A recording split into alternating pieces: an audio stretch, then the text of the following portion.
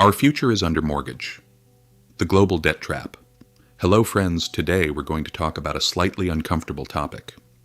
The truth is, right now all of us are living inside the biggest financial experiment in human history. The strange part is that most of us don't even realize it. I'm talking about global debt. The debts of governments, corporations, your neighbor, and maybe even you. The total has reached a point where no civilization in history has ever carried such a heavy burden. Today, governments borrow trillions of dollars as casually as if they were buying bread from a corner store. Central banks create money with the press of a few keys, and we sign 30-year loans saying, "What's the big deal? Everyone does it." But is this really normal? I don't think so. Let's go back to the roots of this monster we call debt, to where it all began. Debt is actually as old as civilization itself. Think about those first clay tablets discovered in Mesopotamia. Archaeologists expected to find poetry or love letters there. But do you know what they actually found? Accounting records. Lists showing who owed whom how many measures of grain. Ancient societies understood something very well. Debt could hold a society together, but it could also enslave it. That's why ancient kings sometimes declared a jubilee, a complete forgiveness of debts. They knew that if people were buried under obligations they couldn't breathe under, the system would eventually explode. This is the truth that modern leaders seem to have forgotten, or pretend to forget.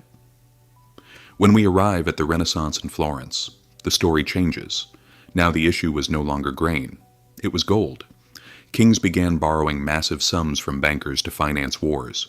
But even those enormous empires filled with gold eventually drowned in a sea of debt. Spain declared bankruptcy 4 times in the 16th century. In other words, the real issue isn't how much gold you have in your pocket. It's whether you can manage your debt. The real turning point came in 1971. That was the year Richard Nixon severed the link between the dollar and gold. Do you know what that meant? Money no longer had a physical limit. Debt suddenly became something without boundaries. Since that day, the system has survived every crisis by creating even more debt, just like it did during the 2008 financial crisis. Today, the world owes more than $300 trillion, about 4 times the size of the global economy.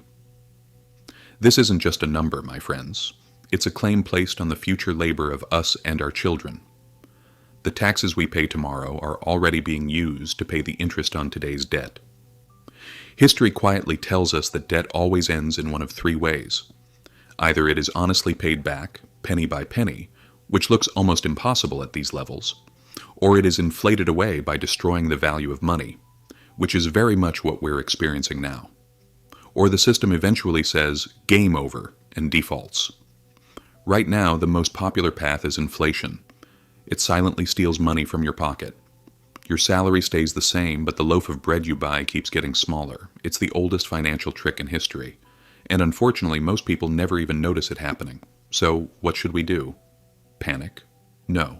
But we should stay alert. We need to stop believing the system when it tells us that debt is free or that debt is always good.